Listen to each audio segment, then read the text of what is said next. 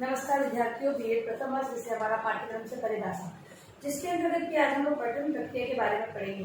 जो पठन की प्रक्रिया, पढ़ने की जो प्रक्रिया है, उसके अंतर्गत किन बातों को ध्यान में दिया जाता है, किन चीजों को जानते हुए एक पठन को सुचारू रूप से आगे बढ़ाया जाता है। आइए हम लोग चर्चा करते हैं। सर्वप्रथम पठन के अंतर्गत हम लोग जानेंगे प्रत्यभिज्ञान। पहला है प्रत्यभिज्ञान। क्या होता है प्रत्यभिज्ञान? तो प्रत्येक जब पढ़ते हैं तो प्रत्येक जो कॉन्सेप्ट जो दिए होते हैं उनको उनका ज्ञान प्राप्त करते हुए पढ़ना ही पढ़ना कहलाता है। तो प्रत्यभिज्ञान के अंतर्गत किसी शब्द रचना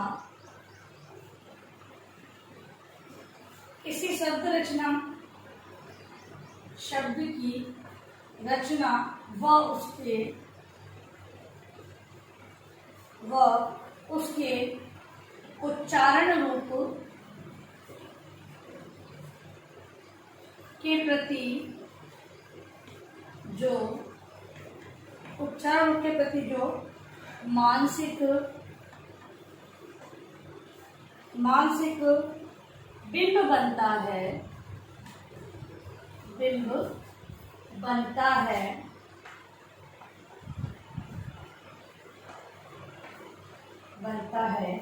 प्रत्यभिज्ञान है। जैसे कि कोई भी शब्द है, उच्चारण से हम लोग ये जानते हैं। शब्द को मैंने पढ़ा उच्चारण, तो उच्चारण का मतलब ये हो गया कि ये शब्द है इनको उच्चारित किस प्रकार के, कॉन्सेप्ट हमारा क्लियर हो गया। तो वही बात है कि जब पढ़ा जाए तो ये कॉन्सेप्ट क्लियर, मानसिक मतलब कि मन की जो स्थिति है, ये मनोविज्ञान ये कहता है कि मानसिक स्थितियों का जो बिंब बनता है हमारे जो मस्तिष्क के अंतर्गत, वही क्या है, वही प्रत्यभिज्ञान माना गया है। यह पठन प्रक्रिया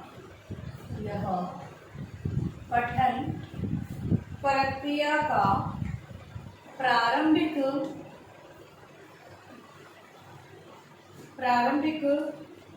चरण है।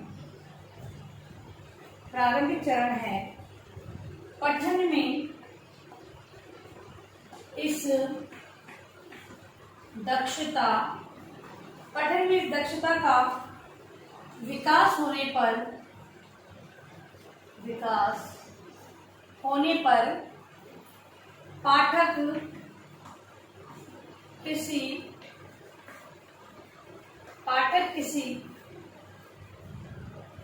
शब्द के प्रत्येक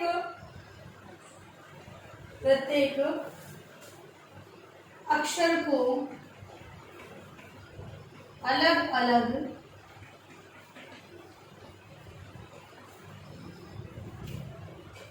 न देखकर उसे संपूर्ण रूप में देखता है। इतना ही नहीं, कभी कभी तो वह एक साथ अनेक शब्दों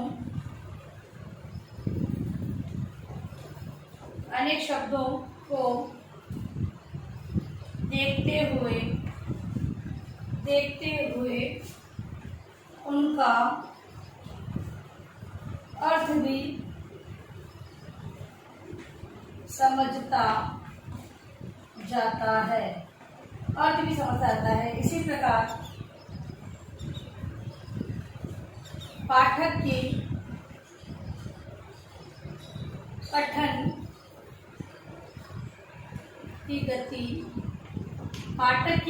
की गति भी बढ़ने लगती है। ठीक है। अब सबसे पहले तो ये मानसिक बिंब के रूप में और मस्तिष्क में बनता है और ज्ञान प्राप्त होता है। फिर जो इसे कहा गया है कि पठन की प्रारंभिक जो चरण है, इसे प्रारंभिक चरण माना गया है। हम लोग देखते हैं कि हम लोग शब्द देखते ही हमारे दिमाग में ये मतलब कि ये है कि उसकी प्रति हम लोग एक तरह से विकास मतलब आगे बढ़ने की प्रक्रिया है, ठीक है। तो हम लोग जानते हैं शब्दों के अर्थ, तो इनको प्रत्यय अभिज्ञान मतलब अपने आप में इसका ज्ञान प्राप्त कर लेते हैं। ऐसी दक्षता का विकास हमें प्रत्याभिज्ञान से हो जाता है। तथा कभी कभी तो एक एक शब्दों के अक्षरों को भी अलग अलग अर्थ करते हुए समझने लगता है पाठक, और कभी कभी एक साथ पूरे पैराग्राफ को एक सारांश के रूप में भी वो व्यक्त कर सकता है। ऐसी शक्ति का विकास प्रत्याभिज्ञान से होता है और पठन प्रक्रिया की ये प्रारंभिक चरण के रूप में हमारे सामने आती है। दूसरा है अर्थ ग्रहण। अर्थ ग्रहण दूसरा जो पठन की प्रक्रिया का अर्थ ग्रहण, इस सोपान में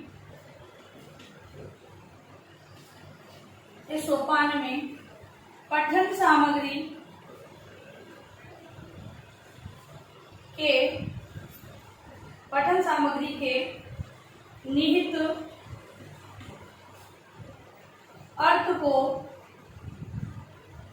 भली भांति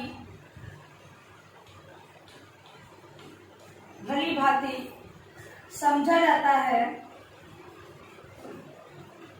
अर्थ ग्रहण मतलब अर्थ को ग्रहण करना, तो यहाँ पर क्या है, अर्थ को भली भांति समझा जाता है। इसमें पाठक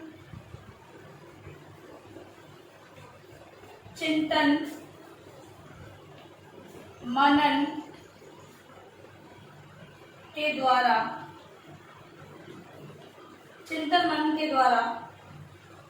पठन सामग्री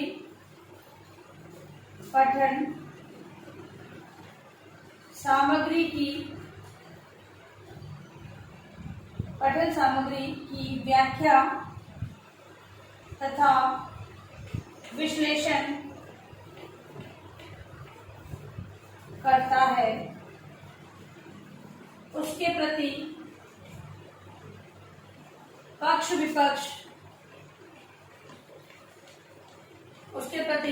पक्ष विपक्ष में अपनी दृष्टि प्रस्तुत करता है।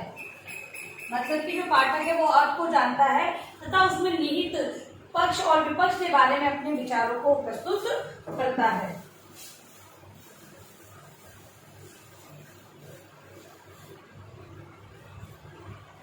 इस चरण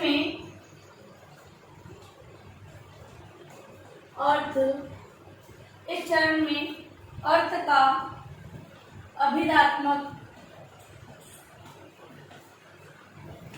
आलोचनात्मक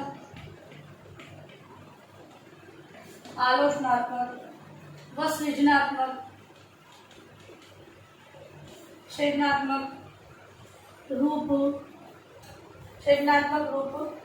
ग्रहण करता है। मतलब कि पाठक है कभी तो सीधा सीधा अर्थ ग्रहण करता है, कहीं पर आलोचनात्मक या फिर कह सकते हैं हम लक्षणात्मक रूप में उसे ग्रहण करता है, तथा सृजनात्मक के अंतर्गत वो विविध प्रकार के सृजन से संबंध लेंगे। तो तीसरा व्यंग्य के रूप में किसी बात को भी ग्रहण किया जाता है। और मतलब कि जो लिखी हुई सामग्री है उससे पाठक कभी कभी तो सीधे सीधा समझ में आता है, कहीं पर लक्षणों के माध्यम से वो समझने का प्रयास करता है, और कहीं पर व्यंग्य दिया होता है तो व्यंग्य के माध्यम से समझना होता है कि बात क्या कही जा रही है, ठीक है। तो अभिधात्मक पठन के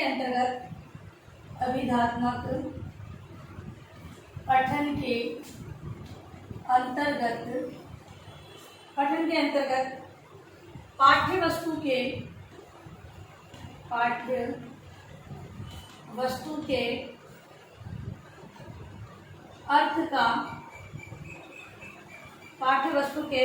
अर्थ का तथ्यात्मक निरूपण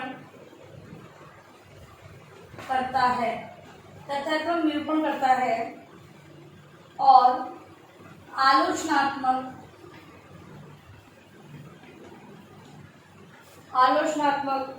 रूप में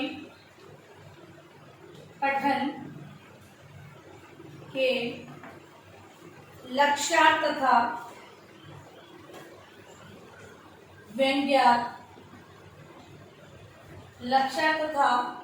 व्यंग्यार्थ को समझने का प्रयास करता है।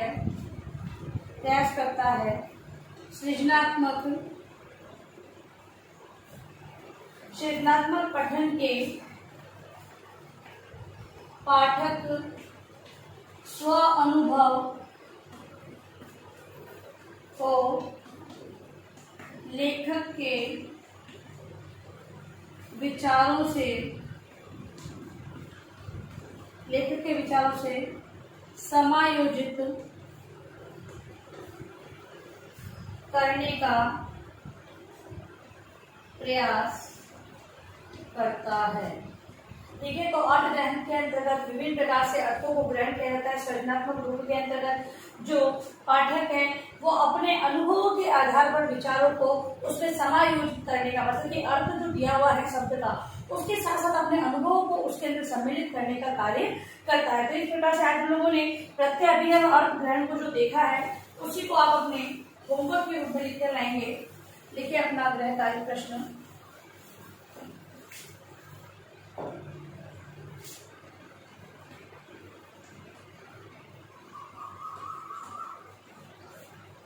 प्रत्यय अभिज्ञान तथा अर्थ ग्रहण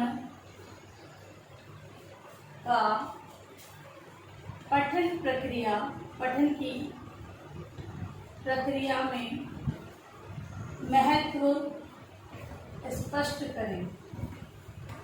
किस दृष्टि से ये प्रत्यय अभिज्ञान और अर्थ ग्रहण महत्व रखते हैं उसकी चर्चा आप उत्तर के रूप में हमने कॉपी में लिखकर लाएंगे। और अंत में इस महामारी के दौर में कम से कम आवश्यक कार्य होने पर घर से बाहर निकलते 3 बातों को विशेष ध्यान रखें। मास्क लगाए, सोशल डिस्टेंस है और हाथों को बार बार सैनिटाइज करते हैं। सोशल ध्यान रखें।